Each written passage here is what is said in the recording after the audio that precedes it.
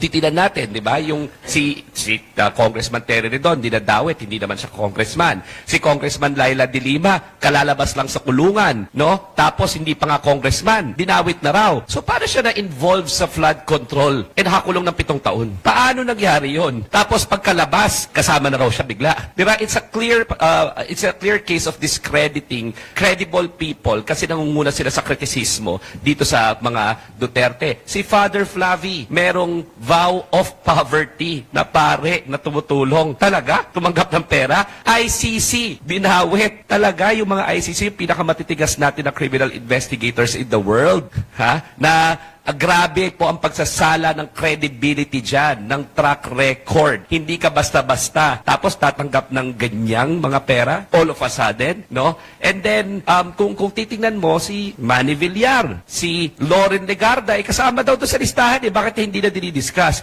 At sino ba talaga ang nagte-testify? Sorry, si Mark Villar.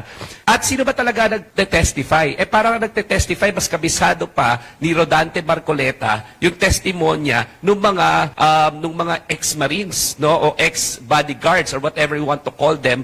But what's certain is a lot of them were dishonorably discharged and have a bad track record of telling the truth.